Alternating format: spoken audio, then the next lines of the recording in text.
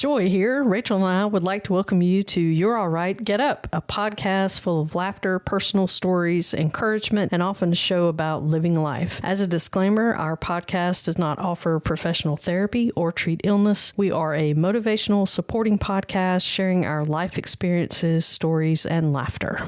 I got a story for you today, Rach. Oh, I can't wait. Are you sure? I feel like this is going to be a good one. Your facial expression is very mischievous. Oh, yeah. See, I'm sorry. People can't see that. Just take my word for it. Okay. Yeah. Don't describe it because that may scare some people away. I was kind of thinking evil elf, but no, I better not. Oh, ouch. Maybe evil is too strong. Mischievous. You can't see my ears though, right? They're all covered up. I don't want to say anything. She's got pointed ears.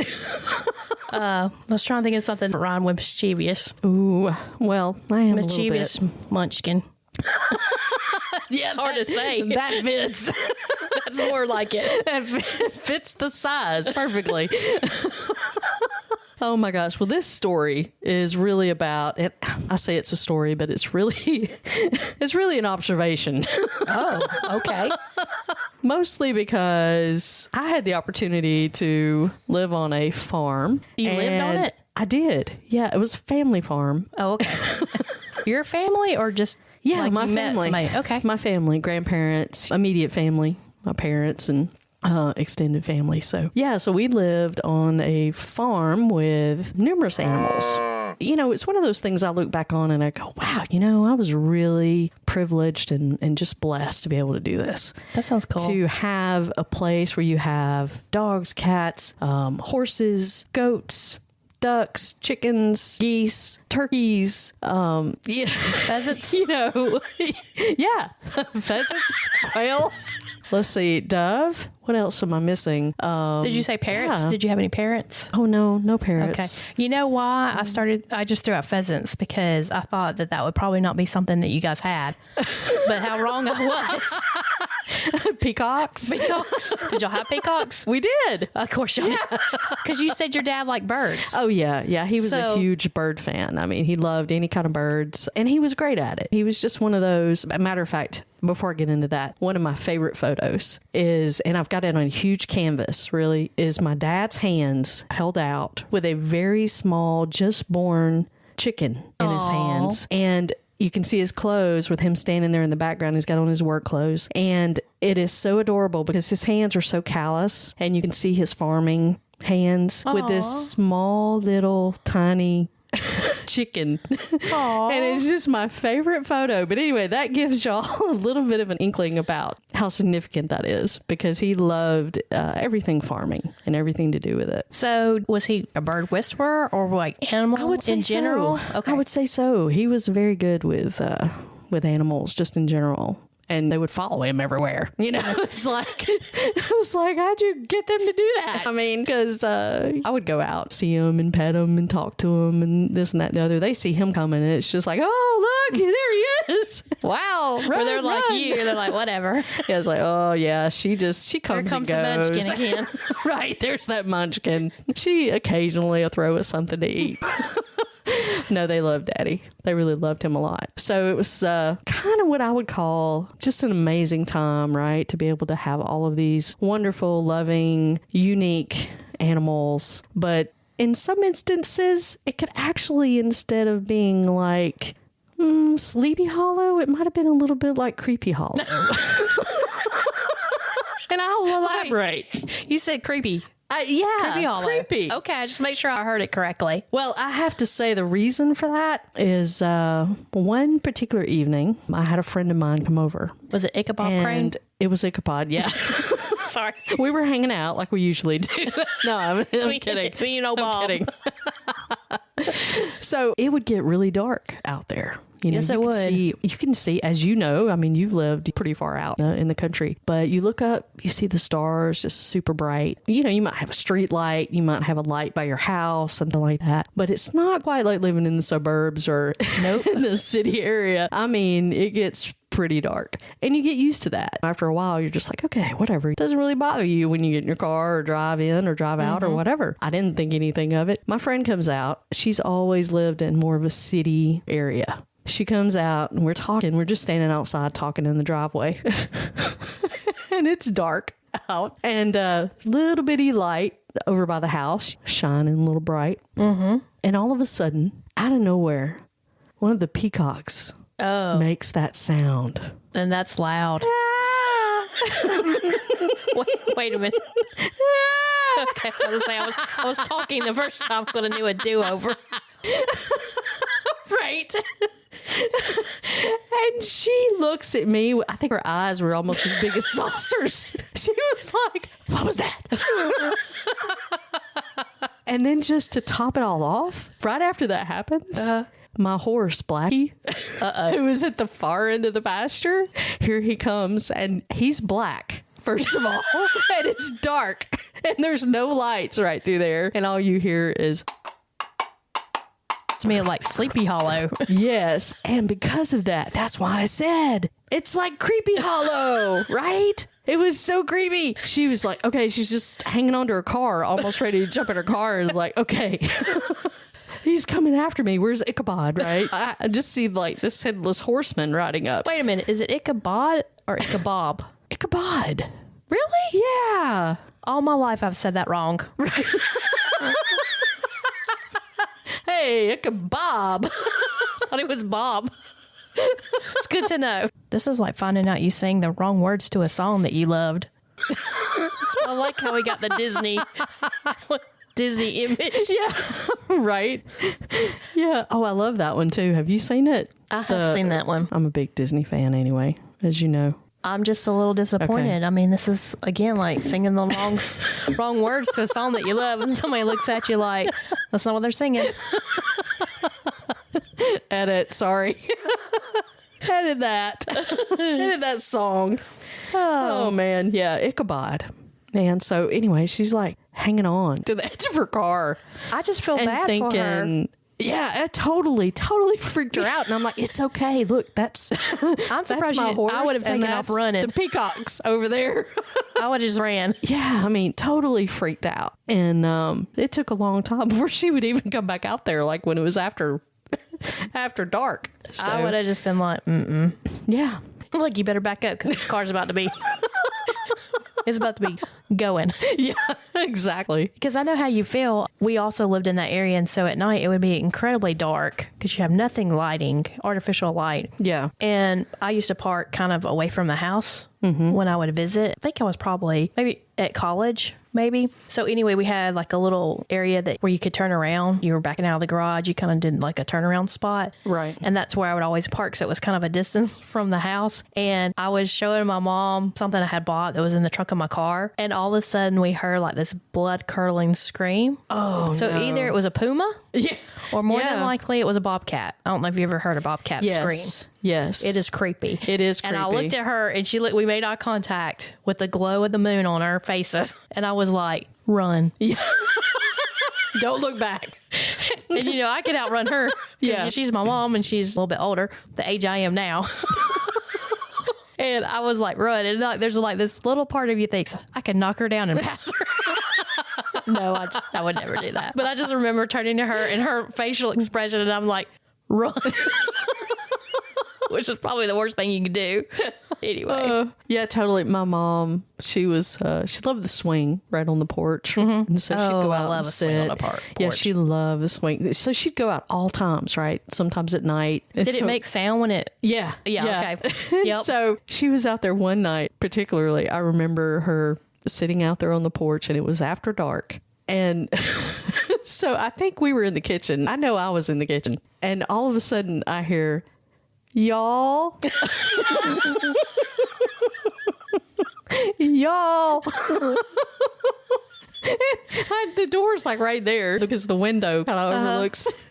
So I opened the door and she's like, hey, do you hear that? And of course I never heard it after that. So whatever it was, I didn't hear it, but she heard it and it was a scream just like what you described, a bobcat. And, so anyway, she was describing it all. She's like, I think I'm going to come inside now.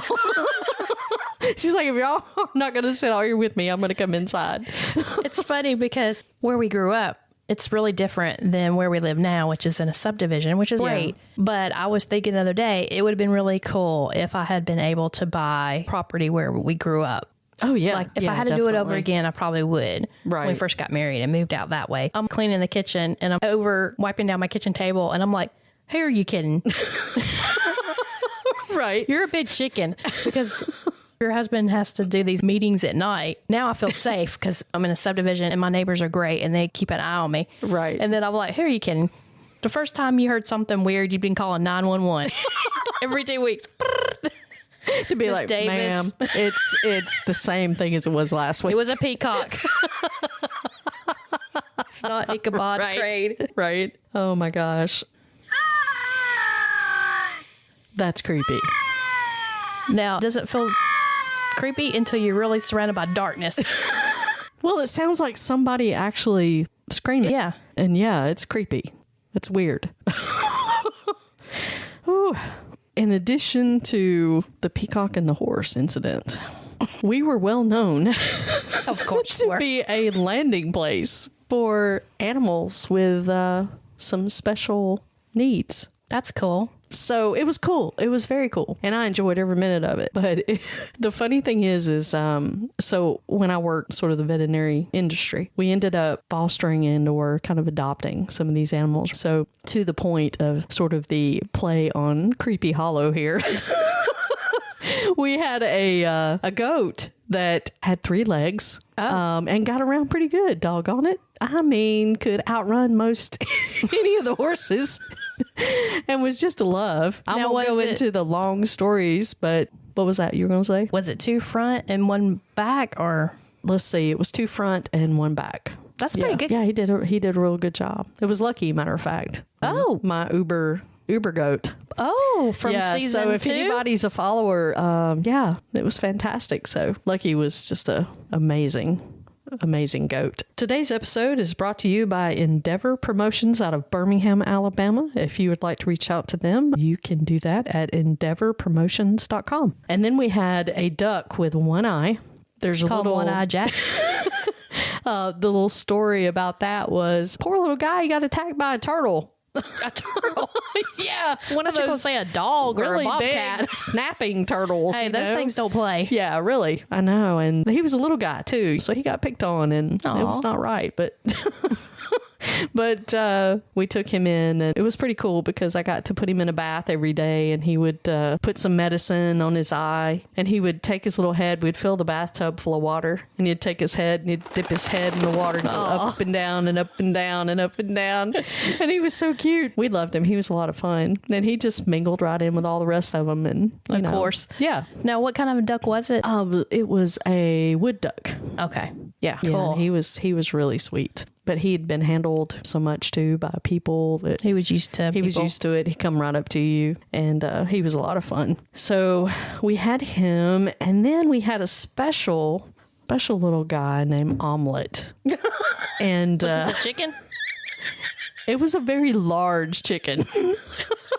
So I want to share this short, hopefully, a little story about Omelet. He came in one day and his person that had raised him said, I can't really keep him anymore.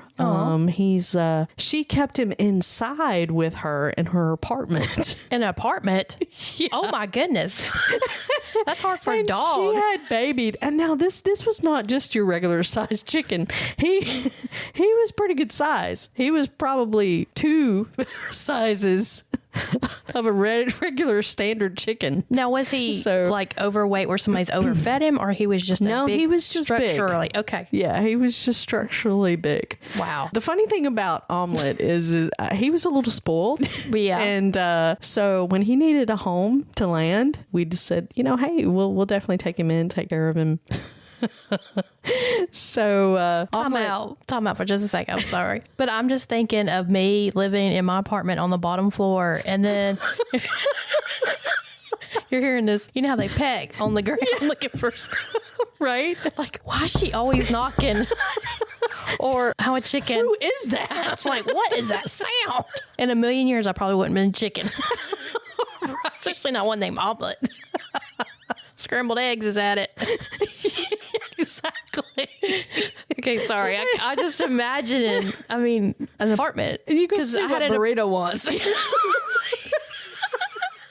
Like her cat or dog, he's always doing something. Yeah. Because all I could think of is like when we had an apartment, it's in the city. Like you just don't think that there's going to be farm animals in the apartment by you. Okay, I'm sorry. I got distracted. You'd actually be surprised, though, at some of the critters that people have. Oh, I probably would. You know what I mean? Oh, my goodness.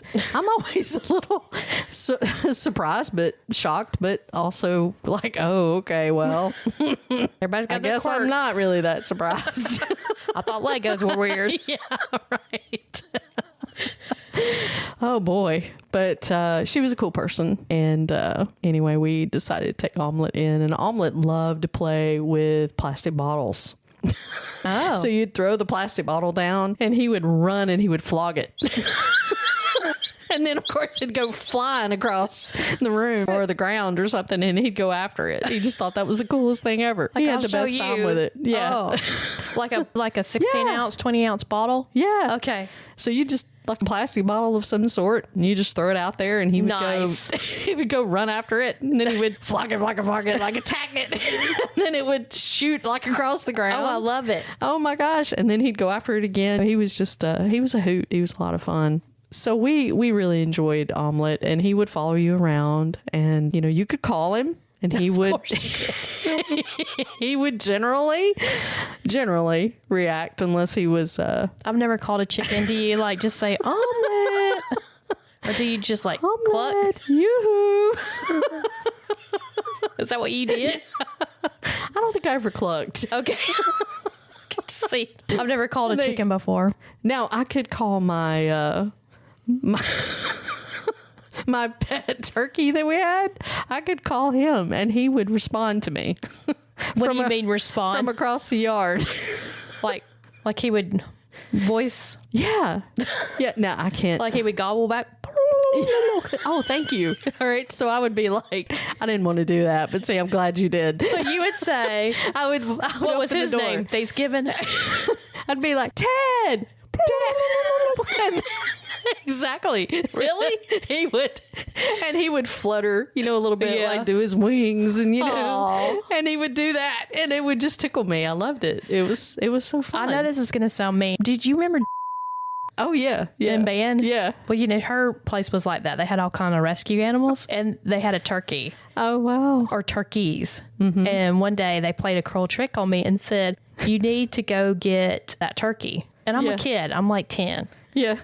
And you know how big a turkey can get? Yeah. A male. They're huge. And then for them to think that you're going to pick them up, that turned out to be a negative response. Oh, wow. Did you get like chased or? I was chasing it. Oh, yeah. And it was like, oh, what are you doing? Did it chase you back? No. Right? No. Oh. What if? It did some kind of jump in the air. Like, what was that again? I'm pretty short, so it was like at my waist, and all of a sudden it turned around like. You know in Jurassic Park where the first one where the guy is going to take samples off the island and he wrecks? Yeah. And there's that dinosaur that has like this headband type thing when it flares out. That's what it looked like. Yes, exactly. It was like all of a sudden all those feathers. It was just feathers everywhere. It was like and I took off running, and they were like laughing because I'd never been around farm animals. And then later goodness. I was like, well, at least I got a feather out of the deal. But my gosh, that was so cruel. Oh, wow. Scary. It is. I'm telling you, that's why it can be Creepy Hollow. Like those turkeys will get you. Turkeys will get you. Especially if you're not used to it. I mean, it'll ruffle your feathers.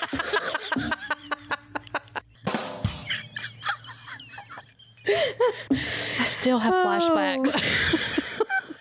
I know they don't leave you. Trust me. No, and this is when I was like, probably 8.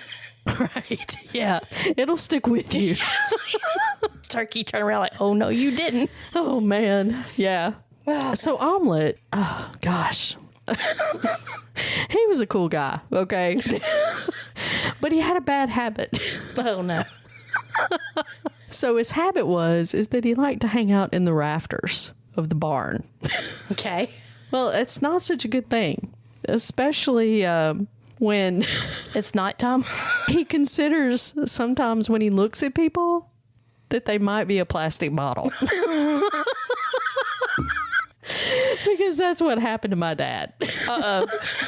The bird whisperer. So Daddy was going to feed. And so he had just walked into the gate and he was going out there to feed everybody. And it was one afternoon. I haven't made it home quite yet. And he walked into the barn. And when he did, Omelet was up on the rafter. And he didn't see Omelet up there. He's in there doing his chores, minding his business, humming or whatever. And he turns around with the feed bucket and he starts walking by the horse stall. And just as he starts to make it to the middle part of the barn, here comes Omelet off the top of the rafter. And instead of landing on Daddy's shoulder, which, first of all, is going to surprise him and shock him. It would anybody.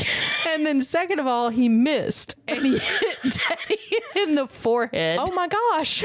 And when he did, all Daddy could say as soon as I got home was, Omelet. Omelet. Oh, Now, man, did it cut his didn't. forehead? It made a little scratch, yeah. It wasn't terrible, but I did make sure he was okay. But No stitches. no Not that. stitches, but it was a scratch on his forehead. It certainly made an impression on him. And it changed Omelet's habits. Omelet didn't do that quite as much anymore. Oh, gosh. Yeah. So things on the farm changed. So sometimes when you're out and you're on a trip, or maybe you're just going to visit a friend out at a farm, things just get a little creepy. You hear those screams in the night, or maybe a horse galloping along. These are all things we can learn that sometimes things aren't always what they seem. Sometimes they are, but sometimes they're not. And most of the time, they're probably not. We have a way of building things up in our minds and sometimes making things out to be a certain way when they're not that at all. I think that's a good lesson to take away, is to remember that, sometimes it's good to step back and go, okay, is that really what I think it is? Maybe you pull a buddy in there. It's like, hey, did you really hear that? Is that really what I'm thinking that is? But reach out, when those kinds of things happen. And remember that you're not alone. Even in the dark night or when things get a little wild, you're not alone. And reach out. There's going to be somebody there to help you out. We love you guys very much. I want you to remember that you are stronger than you think. Don't give up. And if you feel overwhelmed and you can't do it on your own, reach out to a caring friend, a pastor, or counselor. And if you feel like you've reached rock bottom, the National Suicide and Crisis Lifeline has caring people available 24/7, and they can be reached by dialing or texting 988. Stay true to yourself, embrace the power of kindness, and know that you matter. Till next time, friends.